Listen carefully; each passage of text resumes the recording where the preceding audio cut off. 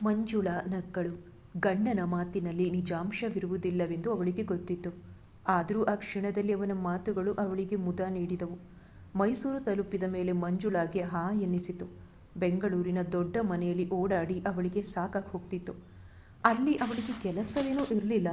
ಆದರೆ ಕೆಲಸದ ಮೇಲ್ವಿಚಾರಣೆ ಮಾಡುವುದರಲ್ಲಿ ಅವಳು ತುಂಬ ಸುಸ್ತಾಗಿ ಬಿಡುತ್ತಿದ್ದಳು. ಅಕ್ಕರೆ ತೋರುವ ಅತ್ತೆ ಮಾವ ಇದ್ದರೂ ತನ್ನ ಮಾತು ಕಥೆ ಭಾವನೆಗಳಿಗೆ 3 ಕಾಸಿನ ಬೆಲೆ ಕೊಡದ ಗಂಡನ ವರ್ತನೆಯಿಂದ ಅವಳ ಮನಸ್ಸು ಯಾವಾಗಲೂ ಒಂದು ರೀತಿಯ ಗೊಂದಲದಲ್ಲಿ ಮುಳುಗಿರ್ತಿತ್ತು. ತಾಯಿ ಮನೆಗೆ ಬಂದ ಮೇಲೆ ಅವಳಿಗೆ ಒಂದು ರೀತಿಯ ನೆಮ್ಮದಿ ಸಿಕ್ಕಿತು. ಆ ಮನೆಯಲ್ಲಿ ಅವಳಿಗೆ ಪ್ರಿಯವಾದ ಜಾಗವೆಂದರೆ ಮನೆಯ ಹಿಂಭಾಗದಲ್ಲಿದ್ದ ದೊಡ್ಡ ಸಂಪಿಗೆ ಮರ. ಗೆಳತಿಯರನ್ನು ಕರೆದುಕೊಂಡು ಬಂದು ಆ ಮರದ ಕೆಳಗೆ ಕುಳಿತು ಅಮ್ಮ ಕೊಟ್ಟ ತಿಂಡಿ ತಿನ್ನುತ್ತಾ ಹರಡುತ್ತಿದ್ದುದುಂಟು.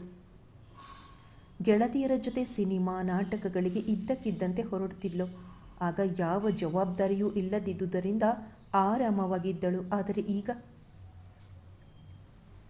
ಮಂಜುಳಾ ಊರಿಗೆ ಬಂದಿದ್ದಾಳೆಂದು ತಿಳಿದೊಡನೆ ಅವಳ ಗೆಳತಿಯರು ಅವಳನ್ನು ನೋಡಲು ಬಂದರು. ಎಲ್ಲರೂ ಒಟ್ಟಿಗೆ ಸೇರಿ ಬಹಳ ದಿನಗಳಾಗಿದ್ದವು. ವಾರದ ಕೊನೆಯಲ್ಲಿ ಗಂಡನ ಆಗಮನಕ್ಕಾಗಿ ಕಾದಳು. ಆದರೆ ಮೋಹನ್ ಬರಲಿಲ್ಲ. ದಿನಗಳು ಉರುಳಿದವು. ಅವಳತ್ತೆ ಮಾವ ವಾರಕ್ಕೆರಡು 3 ದಿನ ಫೋನ್ ಮಾಡ್ತಿದ್ರು. ಒಂದು ದಿನ ರಾತ್ರಿ 12 ಗಂಟೆಯಲ್ಲಿ ಅವಳು ಗಂಡನಿಗೆ ಫೋನ್ ಮಾಡಿದ್ಲು. ಮೋಹನ್ ಮನೆಯಲ್ಲಿರಲಿಲ್ಲ. ಹಣ, ಒಡವೆ, ವಸ್ತ್ರ, ಆಸ್ತಿ ಪಾಸ್ತಿ ಇದ್ದು ಸಹ ನಾನು ಅಸುಖಿ ಎನ್ನಿಸಿದಾಗ ಅವಳಿಗೆ ದುಃಖ ಉಕ್ಕಿ ಬಂತು. ಅಮೃತ ಟೆಸ್ಟ್ ಪೇಪರ್ ತಿದ್ದುತ್ತಿದ್ದವಳು ಪೆನ್ ಕೆಳಗಿಟ್ಟು ಹೇಳಿದಳು, ಯಾಕೋ ತುಂಬ ಬೇಜಾರು. ಈ ಪೇಪರ್ ಕರೆಕ್ಷನ್ ಮುಗಿಯುವುದೇ ಇಲ್ಲವೇನೋ ಅನ್ನಿಸ್ತಿದೆ. ಮನೆಯಲ್ಲೂ ಟ್ಯೂಷನ್ಸ್ ಹೇಳಿ ಸ್ಕೂಲ್ನಲ್ಲೂ ಇಷ್ಟು ಸಿನ್ಸಿಯರ್ ಆಗಿ ಕೆಲಸ ಮಾಡುವವರನ್ನು ನಾನೀಗಲೇ ನೋಡುತ್ತಿರುವುದು. ಅದು ಹೇಗೆ ನೀವು ಅಷ್ಟು ತಾಳ್ಮೆಯಿಂದ ಪಾಠ ಹೇಳ್ತೀರಾ ಎಂದು ಕೇಳಿದರು ಅವಳ ಸಹೋದ್ಯೋಗಿ ಗಿರೀಶ್. ಯಾಕೆ ಹಾಗೆ ಕೇಳ್ತೀರಾ? ಮನೆಯಲ್ಲಿ ನೀವು ಟ್ಯೂಷನ್ಸ್ ಹೇಳಲ್ವಾ? ಸದ್ಯಕ್ಕಂತೂ ಹೇಳ್ತಿಲ್ಲ. ನಾನು ಫಿಸಿಕ್ಸ್ MScಗೆ ಕಟ್ಟಿದ್ದೇನೆ. MSc ಆಗ್ತಿರುವ ಹಾಗೆ ಈ ಕೆಲಸ ಬಿಟ್ಟು ಯಾವುದಾದರೂ ಪ್ರೈವೇಟ್ PU ಕಾಲೇಜಿಗೆ ಹೋಗ್ತೀನಿ. ಆಮೇಲೆ ಹಣದ ಹೊಳೆ ಹರಿಸಬಹುದು. ಅದು ಹೇಗೆ? PU ಸ್ಟೂಡೆಂಟ್ಸ್ ಹತ್ತಿರ 2,500ರಿಂದ 3,000 ರು ತೆಗೆದುಕೊಳ್ಳಬಹುದು. 4 ಬ್ಯಾಚ್ಗಳಿಗೆ ಪಾಠ ಇಟ್ಟುಕೊಂಡರೆ ಸಾಕು. ವರ್ಷಕ್ಕೆ 1.5ರಿಂದ 2 ಲಕ್ಷ ಧಾರಾಳವಾಗಿ ಸಂಪಾದಿಸಬಹುದು. ಹೌದಾ? ಆಶ್ಚರ್ಯದಿಂದ ಕೇಳಿದಳು ಅಮೃತ. ಹೌದು ಮೇಡಮ್. ನೀವು ಮ್ಯಾಥ್ಸ್ MSc ಮಾಡಿಕೊಂಡ್ರೆ ಮನೆ ಪಾಠಗಳಿಂದ ತುಂಬ ಹಣ ಸಂಪಾದಿಸಬಹುದು. ನಾನು ರಜಾ ಹಾಕಿ MSc ಮಾಡುವ ಸ್ಥಿತಿಯಲ್ಲಿಲ್ಲ ಸರ್. ರಜಾ ಯಾಕೆ ಹಾಕ್ತೀರಾ? ಕರೆಸ್ಪಾಂಡೆನ್ಸ್ನಲ್ಲಿ ಮಾಡಿ. ಅವಳು ಉತ್ಸಾಹದಿಂದ ಆತನ ಬಳಿ ವಿಳಾಸ ತೆಗೆದುಕೊಂಡಳು. ಆ ದಿನವೇ ಕಾಗದ ಬರೆದು ಪ್ರಾಸ್ಪೆಕ್ಟಸ್ ತರಿಸ್ಕೊಂಡ್ಳು. ಅವಳು ಮುಂದೆ ಓದುವ ನಿರ್ಧಾರ ಮಾಡಿರುವುದನ್ನು ಕೇಳಿ ಶೇಖರ್ ತಾಳ್ಮೆ ಕಳೆದುಕೊಳ್ಳದೆ ಕೇಳಿದ, ಈಗ ನೀನು MSc ಮಾಡಲಿಲ್ಲ ಅಂತ ಯಾರು ಅಳ್ತಿದ್ದಾರೆ? ನೀನು ಖಂಡಿತ MSc ಮಾಡು. ಆದರೆ ಈಗಲ್ಲ. ಮಗು ಕೊಂಚ ದೊಡ್ಡದಾದ ಮೇಲೆ ಮಾಡು. ಇಲ್ದಿದ್ರೆ ಅಮ್ಮನಿಗೆ ತುಂಬ ಕಷ್ಟವಾಗುತ್ತೆ. ನೋಡಿ, ನೀವು ಸುಮ್ಮನೆ ಏನೇನೋ ಹೇಳಿ ನನ್ನ ತಲೆ ಕೆಡಿಸ್ಬೇಡಿ. ನಾನು MSc ಮಾಡಲೇಬೇಕು. MSc ಮಾಡೋದ್ರಿಂದ ನಮಗೆ ತುಂಬ ಅನುಕೂಲವಾಗುತ್ತೆ ಕಣ್ರಿ. ಶೇಖರ್ ಏನೂ ಬದಲು ಹೇಳಲಿಲ್ಲ. ಹೇಳಿದರೂ ಏನೂ ಪ್ರಯೋಜನವಾಗದೆಂದು ಅವನಿಗೆ ತಿಳಿದಿತ್ತು. ತಾನು ಮದುವೆಯಾದರೂ ತಾಯಿಗೆ ತನ್ನ ಹೆಂಡತಿಯಿಂದ ಏನೂ ಪ್ರಯೋಜನವಾಗಲಿಲ್ವಲ್ಲ ಎಂದು ಬೇಸರವೂ ಆಯಿತು. ಮಧ್ಯಮ ವರ್ಗದ ಮನೆಯಿಂದ ಹೆಣ್ಣು ತಂದರೂ ಅವಳಿಂದ ತಮಗೆ ಯಾವ ರೀತಿಯ ಸಹಕಾರವೂ ಸಿಗುತ್ತಿಲ್ಲವಲ್ಲ ಎಂಬ ಕೊರಗು ಸರೋಜಮ್ಮನಿಗೆ ಇದ್ದೇ ಇತ್ತು. ಒಂದು ಸಂತಸದ ಸಂಗತಿ ಎಂದರೆ ಅವಳು ಅವರ ತಂಟೆಗೆ ಬರ್ತಿರಲಿಲ್ಲ. ವಿನಾಕಾರಣ ದೂರುತ್ತಿರಲಿಲ್ಲ. ಬೇರೆ ಮನೆಯ ಸೊಸೆಯರಂತೆ ಕಾಸಿಗೆ ಕಾಸು ಲೆಕ್ಕ ಕೇಳ್ತಿರಲಿಲ್ಲ. ಅಡುಗೆ ಮನೆಗೆ ಅವಳು ಪ್ರವೇಶಿಸುತ್ತಲೇ ಇರಲಿಲ್ಲವಾದ್ದರಿಂದ ಅವರಿಗೆ ಅಡುಗೆ ಮನೆಯಲ್ಲಿ ತುಂಬ ಸ್ವಾತಂತ್ರ್ಯವಿತ್ತು. ಆದರೆ ಅಡುಗೆ ತಿಂಡಿ ಮಾಡಿಕೊಂಡು ಮಗುವನ್ನು ನೋಡಿಕೊಳ್ಳುವುದು ಅವರಿಗೆ ಬಹಳ ಕಷ್ಟವೆನ್ನಿಸುತ್ತಿತ್ತು. ಅವರ ಮನ ಕಾಡುತ್ತಿದ್ದುದು ಮಗನ ಪ್ರೀತಿಗೆ ಸ್ಪಂದಿಸದ ಸೊಸೆಯ ವರ್ತನೆ. ಅವರು ಬೇಸರ ಮಾಡಿಕೊಳ್ಳುತ್ತಿದ್ದುದು ಮಗನ ಹೀನ ಅದೃಷ್ಟದ ಬಗ್ಗೆ. ಸಾಧಾರಣ ಕೆಲಸದಲ್ಲಿರುವ ಮಗನಿಗೆ ಕೆಲಸದಲ್ಲಿರುವ ಹುಡುಗಿಯನ್ನು ತಂದು ಮದುವೆ ಮಾಡಿದ್ರೆ ಸಂತೋಷವಾಗಿರುತ್ತಾನೆಂದು ಭಾವಿಸಿ ಅಮೃತಾಳನ್ನು ಸೊಸೆ ಮಾಡಿಕೊಂಡಿದ್ದರು. ಮಧ್ಯಮ ವರ್ಗದ ಮನೆಯ ಹುಡುಗಿಯಾದರೆ ಹೊಂದಿಕೊಳ್ಳುತ್ತಾಳೆಂಬ ಅಭಿಪ್ರಾಯ ಅವರದಾಗಿತ್ತು. ಆದರೆ ಅವರು ಅಂದುಕೊಂಡಿದ್ದೇ ಒಂದು, ಆಗಿದ್ದೇ ಒಂದು. ಮಗನಿಗೆ ಮದುವೆಯಾದರೂ ಅವರಿಗೆ ಅಡುಗೆ ಮನೆಯಿಂದ ಬಿಡುಗಡೆ ಸಿಕ್ಕಿರಲಿಲ್ಲ. ತಾಯಿಗೆ ತೊಂದರೆಯಾಗುತ್ತದೆಯಲ್ಲ ಎಂದು ಶೇಖರ ಆದಷ್ಟು ಎಲ್ಲ ಕೆಲಸ ಮಾಡಿಕೊಳ್ತಿದ್ದ. ಮಗುವನ್ನು ತಾನೇ ನೋಡ್ಕೊಳ್ತಿದ್ದ. ಒಮ್ಮೊಮ್ಮೆ ತಾನೇ ಬೇಗ ಸ್ನಾನ ಮಾಡಿ ಅಡುಗೆಗೆ ಇಡ್ತಿದ್ದ. ಸೊಸೆ ತನಗೂ ಮನೆಗೂ ಸಂಬಂಧವೇ ಇಲ್ಲ ಎನ್ನುವಂತೆ ವರ್ತಿಸುವುದು ಅವರಿಗೆ ನುಂಗಲಾರದ ತುತ್ತಾಗಿತ್ತು. ಒಮ್ಮೆ ಸರೋಜಮ್ಮ ವೈರಲ್ ಜ್ವರ ಬಂದು ಹಾಸಿಗೆ ಹಿಡಿದಿದ್ದರು. ಎದ್ದು ಕುಳಿತುಕೊಳ್ಳಲು ಆಗ್ತಿರಲಿಲ್ಲ. ಆಗ ಕೂಡ ಅಮೃತ ಅಡುಗೆ ಮನೆಗೆ ಕಾಲಿಟ್ಟಿರಲಿಲ್ಲ. ಅಂದು ಮೊದಲ ಬಾರಿ ಶೇಖರ್ ಹೆಂಡತಿಯೊಡನೆ ಜೋರಾಗಿ ಜಗಳವಾಡಿದ್ದ. ಅಮ್ಮ ಸಾಯ್ತಾ ಬಿದ್ದಿದ್ದಾಳೆ. ನಾನು ಮಗುನೂ ನೋಡಿಕೊಂಡು ಅಡುಗೆ ಮನೆ ಕೆಲಸನೂ ಹೇಗೆ ಮಾಡಲಿ? ನೀನು ಮಹಾರಾಣಿ ಅಂದ್ಕೊಂಡಿದ್ದೀಯಾ? ಮಗುನ ನೋಡ್ಕೋ, ಇಲ್ಲ ಅಡುಗೆ ಮಾಡು. ಹುಡುಗರಿಗೆ ಪರೀಕ್ಷೆ ಸಮಯ. ನಾನು ಪಾಠ ಹೇಳಲೇಬೇಕು. ನೀವು ಬೇರೆ ಏನಾದರೂ ವ್ಯವಸ್ಥೆ ಮಾಡಿಕೊಳ್ಳಿ. ಇದು ನಿನ್ನ ಮನೆ ಕಣೆ. ಇವನು ನಿನ್ನ ಮಗ. ತಾಯಿಯಾದ ನೀನು ಇಷ್ಟೊಂದು ಉದಾಸೀನ ಮಾಡಿದರೆ ಆ ಮಗು ಗತಿ ಏನು? ನಾನು ನನಗೋಸ್ಕರ ಇದೆಲ್ಲ ಮಾಡ್ತಿದ್ದೀನೇನ್ರಿ? ಹಗಲು ರಾತ್ರಿ ದುಡಿಯುತ್ತಾ ಇರೋದು ಅವನಿಗೋಸ್ಕರ ತಾನೆ. ನಾನು ಸಂಪಾದಿಸಿದ್ದನ್ನೆಲ್ಲ ಅವನಿಗೆ ಅಲ್ವಾ? ಜೀವನದಲ್ಲಿ ಹಣ ಮುಂದೆ ಮುಖ್ಯವಲ್ಲ ಅಮೃತ. ಒಂದು ದಿನ ಸ್ಕೂಲ್ಗೆ ರಜಾ ಹಾಕು ಅಮ್ಮನ. ಮಗುನ ನೋಡ್ಕೋ. ಟ್ಯೂಷನ್ಸ್ ನಾನು ಮನೆಯಲ್ಲಿದ್ದಾಗ ಹೇಳು. ಅವನು ಹೇಳಿದ್ದರಲ್ಲಿ ಯಾವ ತಪ್ಪು ಇರಲಿಲ್ಲ. ಅವಳ ಬಳಿ ಬೇಕಾದಷ್ಟು CLಗಳಿದ್ದವು. ಆದರೆ ರಜಾ ಹಾಕಿ ಮಗುವನ್ನು ಅತ್ತೆಯನ್ನು ನೋಡಿಕೊಳ್ಳುವಷ್ಟು ಒಳ್ಳೆಯ ಮನಸ್ಸು ಅವಳಿಗಿರಲಿಲ್ಲ. ಶೇಖರನ ಪಾಡು ನೋಡಲಾರದೆ ಪಕ್ಕದ ಮನೆಯ ಶ್ಯಾಮಲ ಮಗುವನ್ನು ನೋಡಿಕೊಂಡಿದ್ದರು. ಊರಿಗೆ ಬಂದಿದ್ದ ಶಂಕರ 2 ದಿನ ರಜಾ ಹಾಕಿ ತಾಯಿಯನ್ನು ನೋಡಿಕೊಂಡಿದ್ದ. ಅವನ ಓದು ಮುಗಿದು ಅವನಿಗೀಗ ರೈಲ್ವೇಸ್ನಲ್ಲಿ ಕೆಲಸ ಸಿಕ್ಕಿತ್ತು. ಈಗವನು ಮದ್ದೂರಿನಲ್ಲಿದ್ದ. ಅತ್ತಿಗೆ ಇಲ್ಲದಿರುವಾಗ ಅವನು ತಾಯಿಯ ಬಳಿ ಗೊಣಗಿದ್ದ. ಅತ್ತಿಗೆ ನೀನನ್ನು ಅಡುಗೆಯವರ ತರಹ ನೋಡ್ಕೊಳ್ತಾರೆ. ಅಂತಹದ್ರಲ್ಲಿ ನೀನ್ಯಾಕಮ್ಮ ಇಲ್ಲಿದ್ದೀಯಾ? ನನಗೆ ಬೆಂಗಳೂರಿಗೆ ವರ್ಗವಾಗುವ ಹಾಗಿದೆ. ನಾನಂತೂ ಈ ಮನೆಯಲ್ಲಿರಲ್ಲ. ನೀನು ನನ್ನ ಜೊತೆ ಬಂದಿರು. ಹೇಗೆ ಬರಲು ಶಂಕರ? ನಾನಿರೋದ್ರಿಂದ ನಿಮ್ಮ ಅಣ್ಣ ಹೊತ್ಗೆ ಅನ್ನ ಕಾಣ್ತಿದ್ದಾನೆ. ಮಗುನು ನಾನೇ ನೋಡ್ಕೋಬೇಕು. ನಾನು ನಿನ್ನ ಜೊತೆ ಬಂದುಬಿಟ್ರೆ ಶೇಖರನಿಗೆ ತುಂಬ ತೊಂದರೆಯಾಗುತ್ತೆ. ಮಗು ಪಾಡು ನಾಯಿ ಪಾಡಾಗತ್ತೆ. ಅಂತಹದ್ದೆಲ್ಲ ಏನೂ ಆಗಲ್ಲ. ಅತ್ತಿಗೆ ಹೇಗೂ ಬೇಕಾದಷ್ಟು ಸಂಪಾದಿಸ್ತಿದ್ದಾರೆ. ಅಡುಗೆ ಮಾಡೋಕ್ಕೆ ಮಗುನ ನೋಡ್ಕೊಳ್ಳೋಕ್ಕೆ ಏನಾದರೂ ಬೇರೆ ವ್ಯವಸ್ಥೆ ಮಾಡ್ಕೊಳ್ತಾರೆ. ಯಾವುದಾದ್ರೂ ಬೇಬಿ ಸಿಟ್ಟಿಂಗ್ನಲ್ಲಿ ಮಗುನ ಬಿಡಬಹುದು. ನೋಡೋಣಪ್ಪ ಎಂದಿದ್ದರು ಸರೋಜಮ್ಮ. ತಾವು ಇಲ್ಲಿಂದ ಹೊರಟು ಹೋದರೆ ಮಗನಿಗೆ ತುಂಬ ಕಷ್ಟವಾಗುತ್ತದೆಂದು ಅವರಿಗೆ ತಿಳಿದಿತ್ತು. ಮಗುವಿಗೆ ವರ್ಷವೂ ತುಂಬಿರಲಿಲ್ಲ. ಅದನ್ನು ಬೇಬಿ ಸಿಟ್ಟಿಂಗ್ಗೆ ಕಳುಹಿಸಲು ಅವರ ಮನಸ್ಸು ಯಾಕೋ ಒಪ್ಪಲಿಲ್ಲ. ಅಮೃತಾಳಿಗೆ ಇತ್ತೀಚೆಗೆ ಬಿಡುವೆ ಸಿಗುತ್ತಿರಲಿಲ್ಲ. ಸ್ಕೂಲ್ನ ಕೆಲಸ ಜೊತೆಗೆ ಟ್ಯೂಷನ್ಸ್, ಇದರ ಮಧ್ಯೆ MScಗೆ ಓದುವ ಕೆಲಸ ಎಲ್ಲವೂ ಸೇರಿ ಅವಳು ಮನೆಯ ಕಡೆ ಕೊಂಚವೂ ಗಮನ ಹರಿಸದಂತಾಗಿತ್ತು. ಅತ್ತೆಯ ಬಗ್ಗೆ ಅವಳಿಗೆ ತುಂಬ ಕೃತಜ್ಞತೆ ಇತ್ತು. ಆದ್ದರಿಂದ ಅವಳು ಅವರನ್ನು ಯಾವ ವಿಚಾರಕ್ಕೂ ಪ್ರಶ್ನಿಸುತ್ತಿರಲಿಲ್ಲ. ಹಬ್ಬ ಹರಿದಿನದ ನೆಪದಿಂದ ಸೀರೆ ಬಟ್ಟೆ ತಂದು ಕೊಡುತ್ತಿದ್ದಳು. ಅಡುಗೆ ಮನೆಯಲ್ಲಿ ಒಂದು ಡಬ್ಬಿಯಲ್ಲಿ ದುಡ್ಡು ಹಾಕಿ ಮನೆಯ ಖರ್ಚಿಗೆ ಉಪಯೋಗಿಸಿ ಎಂದು ಹೇಳಿದ್ದಳು. ಅವಳೆಂದೂ ಆ ಹಣದ ಲೆಕ್ಕ ಕೇಳ್ತಿರಲಿಲ್ಲ. ಆದರೆ ಶಂಕರ ಬಂದರೆ ಸಾಕು ಅವಳ ಮುಖ ದಪ್ಪವಾಗುತ್ತಿತ್ತು. ಸಂಪಾದಿಸಲು ಶುರು ಮಾಡಿ 1 ವರ್ಷವಾದರೂ ಮನೆಗೆ ತಾಯಿಗೆ ಏನು ಕೊಡುತ್ತಿಲ್ಲವಲ್ಲ ಎನ್ನಿಸುತ್ತಿತ್ತು. ತವರಿನವರ ಜೊತೆ ಅವಳು ಸಂಪರ್ಕವನ್ನು ಇಟ್ಟುಕೊಂಡಿರಲಿಲ್ಲ. 4 ತಿಂಗಳ ಹಿಂದೆ ರಾಧಿಕಾ ಮದುವೆ ನಡೆದಿತ್ತು. ಹುಡುಗ ಬಾಂಬೆಯಲ್ಲಿ ಇಂಜಿನಿಯರ್ ಎಂದು ತಿಳಿದೊಡನೆ ಅವಳ ಮನಸ್ಸು ತಂಗಿಯ ಅದೃಷ್ಟ ಕಂಡು ಕರುಬಿತ್ತು. ಅವರು ಯಾವ ಬೇಡಿಕೆಯೂ ಇಲ್ಲದೆ, ವರದಕ್ಷಿಣೆ ವರೋಪಚಾರ ಏನೂ ತೆಗೆದುಕೊಳ್ಳದೆ ಸರಳವಾಗಿ ಮದುವೆ ಮಾಡಿಕೊಡಲು ಕೇಳಿದ್ದರು. ರಾಧಿಕಾಳ ಅದೃಷ್ಟವನ್ನು ಎಲ್ಲರೂ ಕೊಂಡಾಡಿದಾಗ ಅವಳೆದೆ ಅಸಹನೆಯಿಂದ ನರಳಿತ್ತು. ತಾಯಿಯ ಎದುರು ತನ್ನ ಅಸಮಾಧಾನ ತೋರಿಸಿಕೊಂಡಿದ್ದಳು.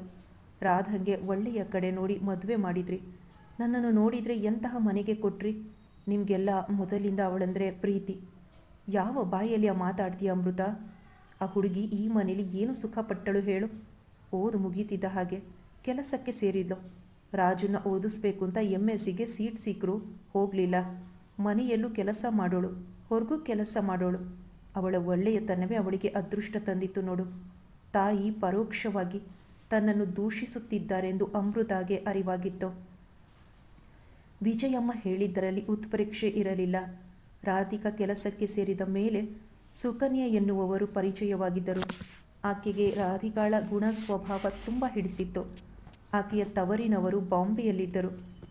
ಅವರದು ತುಂಬಿದ ಸಂಸಾರ.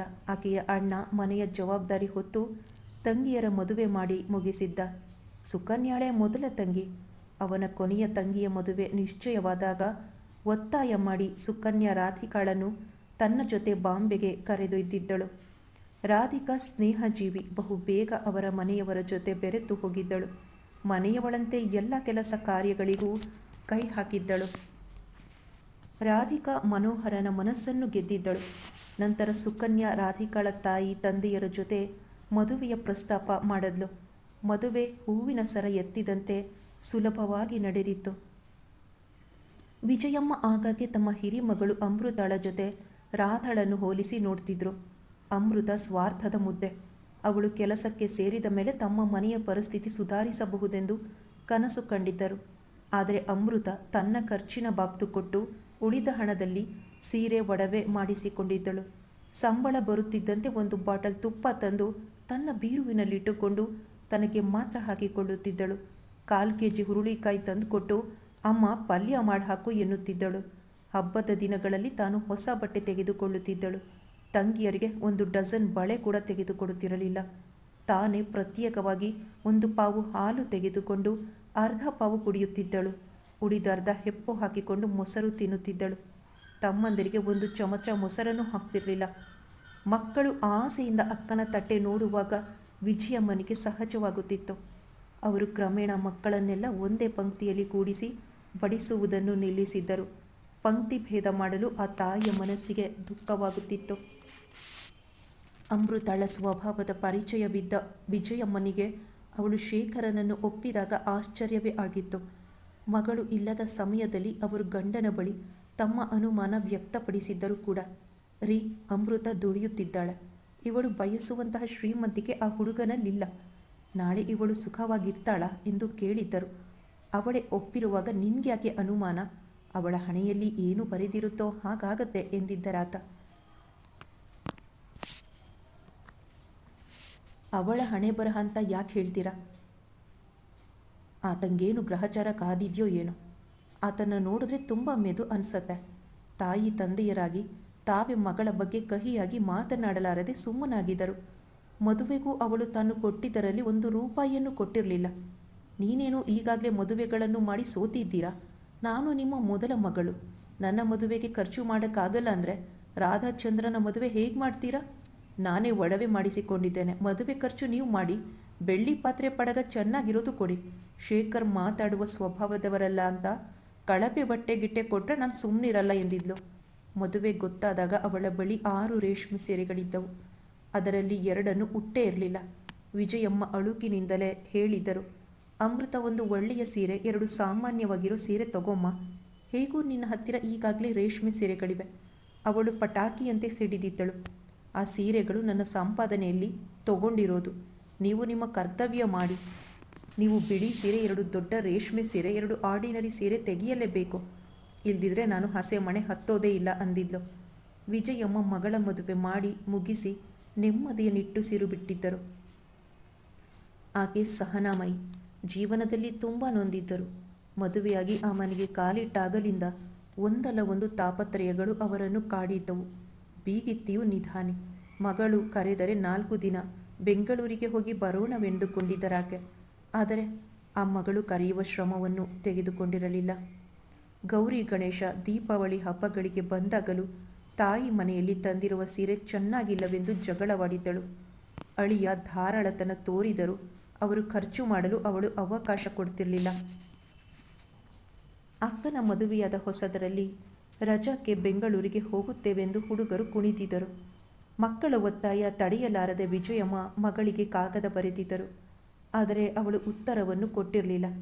ಯಾವುದೋ ಮದುವೆಗೆಂದು ತಂದೆ ತಾಯಿ ಅಪರೂಪಕ್ಕೆ ಮನೆಗೆ ಬಂದಾಗಲೂ 2 ದಿನಗಳಿರಿ ಎಂದು ಬಲವಂತ ಮಾಡಿರಲಿಲ್ಲ. ಮಗಳು ಬಾಣಂತನಕ್ಕೆ ಬರುತ್ತಾಳೆಂದು ತಿಳಿದಾಗಲೇ ವಿಜಯಮ್ಮನಿಗೆ ಭಯವಾಗಿತ್ತು. ಮಕ್ಕಳು ಅಕ್ಕನ ಬರುವಿಕೆ ಇಷ್ಟಪಟ್ಟಿರಲಿಲ್ಲ. ಅಮ್ಮ ಅಕ್ಕ ಬಂದು ನಮ್ಮ ಮನೆ ಜೋರು ಮಾಡಿದ್ರೆ ನಾವು ಸುಮ್ಮನಿರಲ್ಲ ಎಂದು ಮೊದಲೇ ಹೇಳಿದರು. ಮದುವೆಯಾದ ಮೇಲೂ ಅಮೃತಾಳ ಸ್ವಭಾವ ಬದಲಾಗಿರಲಿಲ್ಲ. ದ್ರಾಕ್ಷಿ, ಗೋಡಂಬಿ, ಕಲ್ಲು ಸಕ್ಕರೆ, ಚಿಪ್ಸ್, ಬಿಸ್ಕತ್ ಮುಂತಾದವುಗಳನ್ನು ತಂದಿಟ್ಟುಕೊಂಡು ಒಬ್ಬಳೇ ತಿಂತಿದ್ಲು. ಚಂದ್ರಿಕಾಗೆ ಮೊದಲಿನಿಂದ ಕಾದಂಬರಿ ಓದುವ ಹುಚ್ಚು. ಅವಳು ಸರ್ಕ್ಯುಲೇಟಿಂಗ್ ಲೈಬ್ರರಿಯೊಂದಕ್ಕೆ ಸದಸ್ಯಳಾಗಿದ್ದಳು. ಅವಳು 1 ದಿನಕ್ಕೆ 1 ಕಾದಂಬರಿ ಓದಿ ಮುಗಿಸುತ್ತಿದ್ದಳು. ಆದರೆ ಅಮೃತ 2 ದಿನ ಇಟ್ಟುಕೊಳ್ಳುತ್ತಿದ್ದಳು. 50 ಪೈಸೆ ಕೊಡುವ ಕಡೆ 1.5 ರೂಪಾಯಿ ಕೊಡಬೇಕಾಗ್ತಿತ್ತು. ಅಪ್ಪಿತಪ್ಪಿಯೂ ಅಮೃತ ಪುಸ್ತಕದ ದುಡ್ಡು ಕೊಡ್ತಿರ್ಲಿಲ್ಲ. ಹಾರ್ಲಿಕ್ಸ್ ತಂದಿಟ್ಟುಕೊಂಡಿದ್ದಳು. ವಿಜಯಮ್ಮ ಹಾಲು ಬಿಸಿ ಮಾಡಿ ಸಕ್ಕರೆ ಹಾಕಿ ತಂದಿಟ್ಟರೆ ಬೀರುವಿನಿಂದ ಹಾರ್ಲಿಕ್ಸ್ ಹಾಕಿಕೊಂಡು ಕುಡಿಯುತ್ತಿದ್ದಳು. ಒಮ್ಮೆ ಕಾಫಿ ಬೇಡವೆಂದ ರಾಧಿಕಳ ಗೆಳತಿಯೊಬ್ಬಳಿಗೆ ವಿಜಯಮ್ಮ ಹಾರ್ಲಿಕ್ಸ್ ಮಾಡಿಕೊಟ್ಟರೆಂದು ದೊಡ್ಡ ರಾಮಾಯಣ ಮಾಡಿದ್ದಳು. ಹಳೆಯ ದಿನಗಳ ನೆನಪಿನಿಂದ ವಿಜಯಮ್ಮ ನಿಟ್ಟುಸಿರು ಬಿಟ್ಟರು. ತಂಗಿಯ ಮದುವೆಯಲ್ಲಿ ಸಂಭ್ರಮದಿಂದ ಓಡಾಡದೆ ಅತಿಥಿಯಂತೆ ಕುಳಿತವಳನ್ನು ನೋಡಿ ಅವರ ಮನ ಒಡೆಯಿತು. ಮದುವೆ ಮುಗಿಯುತ್ತಿದ್ದಂತೆ ಏನೋ ನೆಪ ತೆಗೆದು ಅವಳು ಬೆಂಗಳೂರಿಗೆ ಹಿಂತಿರುಗಿದಳು. ಒಂದೇ ಊರಿನಲ್ಲಿದ್ದರೂ ಅವಳು ಮಂಜುಳಳನ್ನು ಭೇಟಿ ಮಾಡಿ ತಿಂಗಳುಗಳೇ ಉರುಳಿದ್ದವು. ತಂಗಿಯ ಮದುವೆಯಲ್ಲಿ ಮಂಜುಳ ಸಿಕ್ಕಾಗ ತೃಪ್ತಿಯಾಗುವಷ್ಟು ಹರಟಿದ್ದಳು. ಅವಳೇ ಒಂದೆರಡು ಬಾರಿ ಹೋಗೆ ಅಮೃತ ಕೆಲಸ ನೋಡು ಎಂದರೂ ಕಿವಿಗೆ ಬೀಳದವಳಂತೆ ಸುಮ್ಮನಿದ್ದಳು. ಈ ಮಗಳಿಂದ ದೊಡ್ಡ ಮನೆಗೆ ಚಿಂತೆ ತಪ್ಪಿದಲ್ಲ ಎನಿಸಿತ್ತು ಮಂಜುಳಾಗೆ. ಒಂದು ಸಾಯಂಕಾಲ ಅಮೃತ ಬಸ್ಗೆ ಕಾಯುತ್ತಿದ್ದಾಗ ಅವಳ ಮುಂದೆ ಮೋಹನನ ಕಾರು ಬಂದು ನಿಂತಿತು. ಬನ್ನಿ, ನಿಮ್ಮನೆ ಕಡೆ ಹೊರಟಿದ್ದೇನೆ, ಡ್ರಾಪ್ ಮಾಡ್ತೇನೆ. ಬೇಡ, ನಿಮ್ಗ್ಯಾಕೆ ತೊಂದರೆ? ಇಂತಹ ತೊಂದರೆ ಪ್ರತಿದಿನ ಅನುಭವಿಸಲು ಸಿದ್ಧ ನಾನು. ಅವಳು ಮರು ಮಾತಿಲ್ಲದೆ ಕಾರು ಹತ್ತಿದಳು. ಮಂಜುಳಾ ಹೇಗಿದ್ದಾಳೆ? ಅದನ್ನು ನೀವು ಹೇಳಬೇಕು. ನಾನು ಆ ಕಡೆ ಹೋಗೇ ಇಲ್ಲ. ನಿಮ್ಮ ತಂಗಿ ಮದುವೆಗೆ ಅವಳು ಬಂದಿರಬೇಕಲ್ಲ. ಬಂದಿದ್ದು, ನೀವು ಬರಲಿಲ್ವಲ್ಲ, ಯಾಕೆ? ತುಂಬ ಕೆಲಸವಿತ್ತು, ಬರೋಕ್ಕಾಗಲಿಲ್ಲ. ನೀವು ಮಂಜುಳಾ ಇರ್ದಿದ್ರೆ ನಮ್ಮನೆಗೆ ಬರಬಾರ್ದು ಅಂತ ಶಪಥ ಮಾಡಿದ್ದೀರಾ? ಛೇ, ಹಾಗೇನಿಲ್ಲ. ಹಾಗಾದರೆ ಈ ವಾರದಲ್ಲಿ ನೀವು ಬಂದೇ ಬರಬೇಕು. ಅವಳು ಮಾತಾಡಲಿಲ್ಲ. ಅವನ ಮಾತುಗಳ ಧಾಟಿ ಅವಳಿಗೆ ಇಷ್ಟವಾಗಲಿಲ್ಲ. ರೀ ಅಮೃತ, ನೀವು ಮಂಜು ಕಸಿನ್ಸ್ ಅಲ್ವಾ? ನಿಮಗೂ ಅವಳಿಗೂ ಅದ್ಯಾಕೆ ಇಷ್ಟು ವ್ಯತ್ಯಾಸ? ಅದು ಸಹಜ ಅಲ್ವಾ? ಅವಳು ಚಿನ್ನದ ಚಮಚ ಬಾಯಲ್ಲಿಟ್ಟುಕೊಂಡು ಹುಟ್ಟಿದ್ದಾಳೆ. ನಾವು ಬಡವರು. ಚೆಚೆ, ನಾನು ಅದನ್ನೆಲ್ಲ ಹೇಳಿದ್ದು. ನೀವಿಬ್ಬರು ಒಟ್ಟಿಗೆ ಓದಿದ್ದಂತೆ ನೀವು ಅದೆಷ್ಟು ಸ್ಮಾರ್ಟ್ ಆಗಿದ್ದೀರಾ, ಅದೆಷ್ಟು ಬೋಲ್ಡ್ ಆಗಿದ್ದೀರಾ. ಆದರೆ ಮಂಜು ನೋಡಿ ಹೇಗಿದ್ದಾಳೆ. ಎಲ್ಲ ಇದ್ದರೂ ಅನುಭವಿಸೋಕ್ಕೆ ಪುಣ್ಯ ಬೇಕಲ್ವಾ? ನೀವೇ ಅವಳ ಜಾಗದಲ್ಲಿದ್ದಿದ್ರೆ ರಾಣಿ ತರಹ ಇರ್ತಿದ್ರಿ. ಹೊಗಳಿಕೆಯಿಂದ ಅವಳ ಮುಖ ಅರಳಿತು. ನಿಮ್ಮ ಮನೆಯವರು ತುಂಬ ಮೆದು. ಮಂಜುಗೆ ಅವರಂತಹ ಗಂಡ ಸಿಗಬೇಕಿತ್ತು ನನಗೆ. ಹೋಗಲಿ ಬಿಡಿ. ಅವನು ಮಾತು ನಿಲ್ಲಿಸಿ ಜೋರಾಗಿ ನಕ್ಕ. ಅಮೃತಾಳಿಗೆ ಯಾಕೋ ಕಸಿವಿಸಿಯಾಗತೊಡಗಿತ್ತು. ಅವಳು ಮೈಸೂರಿಗೆ ಹೋದಾಗ ಮದುವೆಯ ಮನೆಯಲ್ಲಿ ಮೋಹನನ ನಡತೆಯ ಬಗ್ಗೆ ಅಪಸ್ವರದ ನುಡಿಗಳು ಕಿವಿಗೆ ಬಿದ್ದಿದ್ದವು. ನನ್ನನ್ನು ಇಲ್ಲೇ ಇಳಿಸಿ, ಮಗುವಿಗೆ ಕೊಂಚ ಸಾಮಾನು ಕೊಂಡುಕೊಳ್ಬೇಕು. ನೀವು ಕಾರ್ನಲ್ಲಿ ಕುಳಿತಿರಿ, ನಾನು ತಂದು ಕೊಡ್ತೇನೆ. ಅವನು ಕಾರು ಪಾರ್ಕ್ ಮಾಡಿ ಹೇಳಿದ್ದ. ಥ್ಯಾಂಕ್ಸ್, ನನಗೆ ಆ ರೀತಿ ಸುಮ್ಮನೆ ಕುಳಿತುಕೊಂಡು ಅಭ್ಯಾಸವಿಲ್ಲ. ನಾನು ಸಾಮಾನು ತಗೊಂಡು ಹೋಗ್ತೇನೆ ಎಂದವಳು ಅವನ ಉತ್ತರಕ್ಕೂ ಕಾಯದಂತೆ ಮುಂದೆ ನಡೆದಿದ್ದಳು. ಚಲುವೆಯರಾದ ಹೆಂಗಸರನ್ನು ಕಂಡರೆ ಹಲ್ಲು ಬಿಡುವ ಇಂತಹ ವ್ಯಕ್ತಿಯ ಜೊತೆ ಮಂಜು ಹೇಗಿದ್ದಾಳೋ ಎನಿಸಿ ಶೇಖರನ ನಡುವಳಿಕೆ ನೆನಪಾದಾಗ ಅವಳ ಮನ ಮೃದುವಾಗಿತ್ತು. ಅವನಂತಹ ಸಂಗಾತಿಯನ್ನು ಪಡೆಯಲು ತಾನು ಪುಣ್ಯ ಮಾಡಿದ್ದೆ ಎನ್ನಿಸಿತ್ತು. ಅವಳು ಮನೆ ತಲುಪಿದಾಗ ಅವಳ ಅತ್ತೆ ಹತ್ತಿರವೇ ಶ್ರೀರಾಮನ ದೇವಸ್ಥಾನಕ್ಕೆ ಹೋಗಿದ್ದರು. ಶೇಖರ್ ಪೇಪರ್ ಓದುತ್ತಾ ರೂಮ್ನಲ್ಲಿ ಕುಳಿತಿದ್ದ. ಮಗು ಮನೆಯಲ್ಲಿರಲಿಲ್ಲ. ಮಗು ಎಲ್ಲಿ? ಶ್ಯಾಮಲ ಕರ್ಕೊಂಡು ಹೋಗಿದ್ದಾರೆ. ಕಾಫಿ ಕೊಡ್ಲಾ? ಬೇಡಾರಿ, ಸ್ಕೂಲ್ ಬಿಡುವ ಮೊದಲು ಕಾಫಿ ಕುಡಿದಿದ್ದೆ. ಹಾಗಾದರೆ ನೀನು ರೆಸ್ಟ್ ತಗೋ, ನಾನು ಒಂದು ಗಳಿಗೆ ಹೊರಗೆ ಹೋಗಿ ಬರ್ತೇನೆ. ಅವಳು ಅವನ ಕೊರಳು ಬಳಸಿ ಮುದ್ದುಗರೆದಿದ್ದಳು. ನಿಮ್ಮ ಕೈ ಹಿಡಿಯುವುದಕ್ಕೆ ನಾನು ತುಂಬ ಪುಣ್ಯ ಮಾಡಿದ್ದೆ ರೀ. ಅವಳಿಂದ ಅನಿರೀಕ್ಷಿತ ಹೊಗಳಿಕೆ ಕೇಳಿ ಅವನು ಹುಬ್ಬೇರಿಸಿದ್ದ. ಏನಮ್ಮ, ಅವರು ಬಹಳ ಪ್ರೀತಿ ತೋರಿಸ್ತಿದ್ದೀರಲ್ಲ, ಯಾಕ್ರಿ ಹಾಗಂತೀರಾ? ನನಗೆ ನಿಮ್ಮ ಮೇಲೆ ಪ್ರೀತಿ ಇಲ್ವಾ? ನಿನ್ನನ್ನು ಅರ್ಥ ಮಾಡಿಕೊಳ್ಳುವುದೇ ಕಷ್ಟ ಅಮೃತ. ಒಂದೊಂದು ಸಲ ಪ್ರೀತಿಯ ಮಳೆ ಸುರಿಸ್ತೀಯ, ಮತ್ತೊಮ್ಮೆ ಮಾತಾಡ್ಸಿದ್ರೆ ಸಾಕು ಎಗರಿ ಬೀಳ್ತೀಯ. ಅಮೃತ ನಸುನಕ್ಕು ಅವನ ಎದೆಗೆ ಒರಗಿ ಕಣ್ಮುಚ್ಚಿದಳು. ಆ ಕ್ಷಣ ಅನಂತವಾಗಲಿ ಎನ್ನಿಸಿದಾಗ ಅವನು ನುಡಿದ. ನೀನು ತುಂಬ ಚೆಲುವೆ ಅಮ್ಮು. ನಿನ್ನ ನಡೆ ನುಡಿಯಲ್ಲಿ ಕೊಂಚ ನಯ ವಿನಯ ಬೆರೆತರೆ ನಿನ್ನ ಚೆಲುವು ಇನ್ನೂ ಇಮ್ಮಡಿಯಾಗುತ್ತದೆ. ಅಷ್ಟರಲ್ಲಿ ಶ್ಯಾಮಲ ಕೂಗಿದ್ದರಿಂದ ಇಬ್ಬರು ಹೊರಗೆದ್ದು ಬಂದರು. ಮಂಜುಳಾ ಮೈಸೂರಿಗೆ ಬಂದು 2 ತಿಂಗಳಾಗಿದ್ದರೂ ಮೋಹನ ಒಮ್ಮೆಯೂ ಅವಳನ್ನು ನೋಡಲು ಬಂದಿರಲಿಲ್ಲ. ಅವಳ ಅತ್ತೆ ಮಾವ ಮಾತ್ರ ಆಗಾಗ್ಗೆ ಫೋನ್ ಮಾಡ್ತಿದ್ರು. ಅವಳು ಕೇಳುತ್ತಿದ್ದುದು ಒಂದೇ ಪ್ರಶ್ನೆಗಳು. ಹೇಗಿದ್ದೀಯಮ್ಮ, ಹುಷಾರಾಗಿದ್ಯಾ? ಹ್ಞೂ, ಹುಷಾರಾಗಿದ್ದೇನೆ. ನೀವೆಲ್ಲ ಆರೋಗ್ಯವಾ? ಹ್ಞೂಮ್ಮ. ಡಾಕ್ಟರ್ಗೆ ತೋರಿಸಿದ್ದೀಯಾ ತಾನೆ? ಹ್ಞೂ, ಡಾಕ್ಟರ್ ಏನೂ ತೊಂದರೆ ಇಲ್ಲ ಅಂದಿದ್ದಾರೆ. ಅಲ್ಲಿಗೆ ಅವರ ಸಂಭಾಷಣೆ ಮುಗಿಯುತ್ತಿತ್ತು. ಫೋನ್ನಲ್ಲಿ ಗಂಡನ ಬಗ್ಗೆ ಕೇಳಲು ಅವಳಿಗೆ ಸಂಕೋಚವಾಗುತ್ತಿತ್ತು. ಅವಳು ಅನೇಕ ಸಲ ರಾತ್ರಿ 11 ಗಂಟೆಯ ಮೇಲೆ ಫೋನ್ ಮಾಡಿದ್ದಳು. ಆದರೆ ಒಮ್ಮೆಯೂ ಮೋಹನ ಸಿಕ್ಕಿರಲಿಲ್ಲ. ಅವಳ ತಾಯಿ ತಂದೆ ಮಾತ್ರ ಅಳಿಯನ ವರ್ತನೆಯಿಂದ ತುಂಬ ನೊಂದುಕೊಂಡಿದ್ದರು. ಯಾಕಮ್ಮ ನಿನ್ನ ಗಂಡ ಬರಲೇ ಇಲ್ಲ ಎಂದು 10 ಬಾರಿ ಕೇಳಿದ್ದರು. ಆದರೆ ಅವಳಿಂದ ಸರಿಯಾದ ಉತ್ತರ ಬಂದಿರಲಿಲ್ಲ. ಒಮ್ಮೆ ಅವಳ ತಂದೆ, ಮಂಜುಳಾ, ನಿಮ್ಮ ಮಾವನಿಗೆ ಹೇಳಿ ನಿನ್ನ ಗಂಡನನ್ನು ಕಳುಹಿಸುವುದಕ್ಕೆ ಹೇಳಲೇನಮ್ಮ ಎಂದು ಕೇಳಿದ್ದರು. ಖಂಡಿತ ಬೇಡಪ್ಪ, ಯಾರ್ದೋ ಬಲವಂತಕ್ಕೆ ಅವರು ನನ್ನನ್ನು ನೋಡಲು ಬರುವುದು ನನಗಿಷ್ಟ ಇಲ್ಲ. ನೀನು ಹಾಗೆ ಅವರನ್ನು ಇಲ್ಲಿಗೆ ಕರೆಸಿದ್ರೆ ನನಗೆ ಸಂತೋಷವಾಗುವುದರ ಬದಲು ಬೇಸರ ಆಗುತ್ತೆ ಎಂದಿದ್ದಳು. ಅವರು ಮತ್ತೆ ಆ ವಿಚಾರ ಪ್ರಸ್ತಾಪಿಸಿರಲಿಲ್ಲ. ಒಂದು ಶುಕ್ರವಾರ ಬೆಳಗ್ಗೆಯೇ ಅವಳಿಗೆ ನೋವು ಕಾಣಿಸಿಕೊಂಡಿತ್ತು. ಅವಳನ್ನು ತಕ್ಷಣ ನರ್ಸಿಂಗ್ ಹೋಮ್ಗೆ ಅಡ್ಮಿಟ್ ಮಾಡಿದ್ರು. ಸುಮಾರು 10 ಗಂಟೆಯ ಹೊತ್ತಿಗೆ ಅವಳು ಮುದ್ದಾದ ಹೆಣ್ಣು ಮಗುವಿಗೆ ಜನ್ಮ ನೀಡಿದ್ಲು. ಲಕ್ಷ್ಮಿ ಹುಟ್ಟಿದ್ದಾಳಮ್ಮ ಎಂದು ಅವಳ ತಾಯಿ ತಂದೆ ಹಿರಿ ಹಿಗ್ಗಿದರು. ತಕ್ಷಣ ಬೆಂಗಳೂರಿಗೆ ಫೋನ್ ಮಾಡಿ ವಿಷಯ ತಿಳಿಸಿದರು. ರಾತ್ರಿ 8 ಗಂಟೆಯ ಹೊತ್ತಿಗೆ ಅವಳ ಅತ್ತೆ ಮಾವ ಬಂದರು. ಅತ್ತೆ, ಮೊಮ್ಮಗ ಹುಟ್ಟಲಿಲ್ಲ ಅಂತ ನಿಮಗೆ ಬೇಸರನಾ? ಚೇಚೆ, ಯಾವುದಾದ್ರೆ ಏನಮ್ಮ, ಗಂಡು ಮಕ್ಕಳು ಕೊಡುವ ಸುಖ ಅಷ್ಟರಲ್ಲೇ ಇದೆ ಬಿಡು. ಅತ್ತೆ, ಅವ್ರು ಯಾಕೆ ಬರಲಿಲ್ಲ? ಯಾರಮ್ಮ ನಿಮ್ಮ ಮಗ? ಅವನು ಕ್ಲಿನಿಕ್ ಮುಚ್ಚಿ ಹೇಗಮ್ಮ ಬರ್ತಾನೆ? ಮೊನ್ನೆ ತಾನೇ ಬಂದು ಹೋಗಿದ್ದಾನೆ. ಆಗಲೇ ಇಲ್ವಲ್ಲ, ಅವರು ಬಂದೇ ಇಲ್ಲ ಎಂದರು ಗೋವಿಂದರಾವ್. ಮಂಜು ಇಲ್ಲಿಗೆ ಬಂದಾಗಿಲಿಂದ ಅವರು ಒಂದು ಸಲನೂ ಬಂದಿಲ್ಲ ಎಂದರು ವಿಶಾಲಾಕ್ಷಮ್ಮ. ಏನು, ಒಂದು ಸಲನೂ ಬಂದಿಲ್ವಾ? ಆಶ್ಚರ್ಯದಿಂದ ಕೇಳಿದ್ರು ಅನ್ನಪೂರ್ಣಮ್ಮ. ಯಾರೊಬ್ಬರೂ ಮಾತನಾಡಲಿಲ್ಲ. ಮಗ ತನ್ನ ಹೆಂಡತಿಯನ್ನು ನೋಡಲು ಒಮ್ಮೆಯೂ ಹೋಗಿಲ್ಲ ಎಂದು ತಿಳಿದು ಆ ತಾಯಿ ತಂದೆಯ ಹೊಟ್ಟೆಗೆ ಉರಿದು ಹೋಯಿತು. ಮಗ ಅದೆಷ್ಟು ರೀತಿ ಸುಳ್ಳು ಹೇಳಬಲ್ಲನೆಂದು ಅವರಿಗೆ ಮೊದಲ ಬಾರಿಗೆ ಅರ್ಥವಾಯಿತು. ಚಕ್ರವರ್ತಿಗಳಿಗಂತೂ ಬ್ರಹ್ಮಾಂಡದಷ್ಟು ಸಿಟ್ಟು ಬಂದಿತ್ತು. ಮಂಜುಳ ಮೈಸೂರಿಗೆ ಹೋದ 8 ದಿನಕ್ಕೆ ಅವನು ತಂದೆ ತಾಯಿಯ ಬಳಿ ತಾನು ಮೈಸೂರಿಗೆ ಹೋಗುವ ವಿಚಾರ ಪ್ರಸ್ತಾಪಿಸಿದ್ದ. ಅಪ್ಪ, ನಾನು ಈ ಶನಿವಾರ ಮೈಸೂರಿಗೆ ಹೋಗಿ ಮಂಗಳವಾರನೋ ಬುಧವಾರನೋ ಬರ್ತೀನಿ. ಹಾಗೆ ಮಾಡಪ್ಪ, ನೀನು ಹೋದರೆ ಆ ಹುಡುಗಿನೂ ತುಂಬ ಸಂತೋಷವಾಗುತ್ತೆ ಎಂದಿದ್ದರು ಚಕ್ರವರ್ತಿ. ಅವನು ಮಂಗಳವಾರ ಸಾಯಂಕಾಲ ವಾಪಸ್ಸಾಗಿದ್ದ. ಮಂಜು ಹುಷಾರಾಗಿದ್ದಾಳೆ, ನಿಮ್ಮನ್ನೆಲ್ಲ ಕೇಳಿದ್ಲು ಎಂದು ಹೇಳಿದ್ದ. ಅವನ ಮಾತನ್ನು ಅವರು ನಂಬಿದ್ದರು. ಒಮ್ಮೊಮ್ಮೆ ಕ್ಲಿನಿಕ್ನಿಂದ ಫೋನ್ ಮಾಡಿ ಮೈಸೂರಿಗೆ ಹೋಗ್ತೀನಿ ಎನ್ನುತ್ತಿದ್ದ. ಮೊದಲೇ ಗೊತ್ತಿದ್ದಿದ್ರೆ ಏನಾದರೂ ತಿಂಡಿ ಮಾಡಿ ಕಳುಹಿಸಬಹುದಿತ್ತು ಎಂದುಕೊಳ್ಳುತ್ತಿದ್ದರು ಅನ್ನಪೂರ್ಣಮ್ಮ. ಇದ್ದಕ್ಕಿದ್ದಂತೆ ಹೊರಡ್ತಾನಲ್ಲ, ಬಟ್ಟೆ ಬರೆಗೆ ಏನು ಮಾಡ್ತಾನೆ ಎಂದು ಗಂಡನನ್ನು ಕೇಳಿದ್ದರು. ಊರಿಗೆ ಹೋದಾಗಲೆಲ್ಲ ಹೊಸ ಬಟ್ಟೆ ತೆಗೆದುಕೊಳ್ತಾನೇನೋ. ಅವನು ಬಟ್ಟೆಗೆ ಹಾಕುವಷ್ಟು ಹಣನ ಹೆಂಗಸರು ಹಾಕಲ್ಲ ಎನ್ನುತ್ತಿದ್ದರು ಚಕ್ರವರ್ತಿಗಳು. ಮಗ ಮೈಸೂರಿಗೆ ಬರದೆ ಮತ್ತೆಲ್ಲಿಗೆ ಹೋಗುತ್ತಿದ್ದನೆಂದು ಅವರಿಬ್ಬರಿಗೂ ಆಶ್ಚರ್ಯವಾಯಿತು. ಆ ದಿನ ಇದ್ದು ಅವರು ಮರುದಿನವೇ ಬೆಂಗಳೂರಿಗೆ ಹೊರಟರು. ಕಾರ್ನಲ್ಲಿ ಪ್ರಯಾಣಿಸುತ್ತಿದ್ದ ಅನ್ನಪೂರ್ಣಮ್ಮ ಗಂಡನನ್ನು ಕೇಳಿದ್ರು, ಏನ್ರಿ ಇದು ಅನ್ಯಾಯ? ನಮ್ಮ ಮೋಹನನಿಗೆ ಯಾವಾಗ ಬುದ್ಧಿ ಬರೋದು? ಮಂಜುಳಾ ಒಂದು ಸಲವೂ ಗಂಡ ಬಂದೇ ಇಲ್ಲ ಅಂತ ಹೇಳ್ತಾಳೆ. ಇವನು ನೋಡಿದರೆ ಪ್ರತಿ ವಾರ ಹೋಗ್ತಿದ್ದೆ ಅಂತ ಹೇಳ್ತಾನೆ. ಯಾರ ಮಾತನ್ನು ನಂಬುವುದು? ನೋಡು ಅನ್ನಪೂರ್ಣ, ಕಳ್ಳಕಾಗರನ್ನಾದರೂ ನಂಬಬಹುದು, ಖದೀಮರನ್ನಾದರೂ ನಂಬಬಹುದು, ಆದರೆ ನಿನ್ನ ಮಗನ ನಂಬಕ್ಕಾಗಲ್ಲ. ಮಂಜುಳಾ ಊರಿಗೆ ಹೋದ ಮೇಲೆ ಇವನು ಇಲ್ಲಿ ಬೇರೆ ಯಾವುದೋ ಹುಡುಗಿ ಸ್ನೇಹ ಮಾಡಿರಬೇಕು. ನಾಯಿ ಬಲಕ್ಕೆ ದೆಬ್ಬೆ ಕಟ್ಟಿದ್ರೆ ಅದು ಸರಿ ಹೋಗುತ್ತಾ? ಮೋಹನ ಈ ಜನ್ಮದಲ್ಲಿ ಸರಿ ಹೋಗಲ್ಲ. ಅವರು ಬೆಂಗಳೂರು ತಲುಪಿದಾಗ ಸಾಯಂಕಾಲ 7 ಗಂಟೆ. ಅವರು ಮಗನಿಗಾಗಿ ಕಾದರು.